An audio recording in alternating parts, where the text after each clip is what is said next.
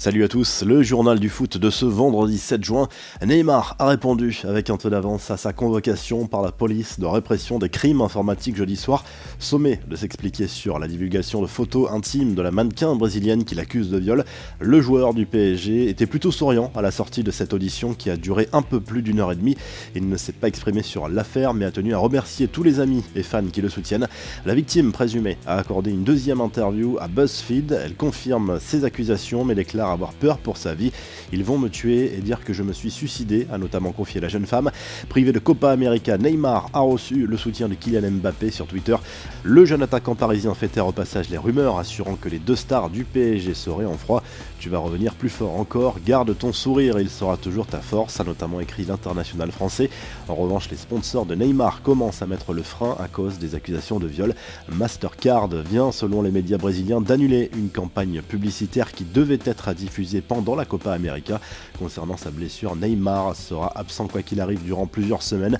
Le joueur a posté une photo impressionnante de son pied sur les réseaux sociaux. La Gazette du Mercato, un prétendant de luxe pour Gianluigi Buffon. Selon Sky Italia, repris par le Mondo Deportivo, le gardien italien intéresse le FC Barcelone. Fenerbahçe serait également sur le coup.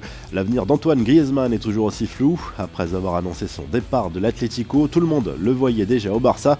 Sauf que les semaines passent et rien ne se passe. Le président des Colchoneros a semé encore un peu plus le doute en assurant que personne du Barça ne l'avait contacté pour l'international français.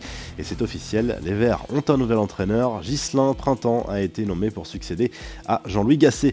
Quelques infos en bref et en images. Les Pays-Bas rejoignent le Portugal en finale de la Ligue des Nations. Les Néerlandais ont dominé l'Angleterre 3-1 après prolongation jeudi soir en demi-finale. Mauvaise nouvelle pour les Bleus, N'Golo Kanté, touché au genou, doit renoncer au match des éliminatoires de l'Euro 2020 en Turquie samedi et en Andorre mardi prochain. Valdemar Kita serait prêt à vendre le FC Nantes. Le président nantais aurait reçu une offre concrète de plus de 60 millions d'euros de la part d'un fonds d'investissement représenté par l'avocat Thierry Braillard. Et la revue de presse honneur au foot féminin dans l'équipe avec le coup d'envoi ce vendredi du Mondial 2019 en France.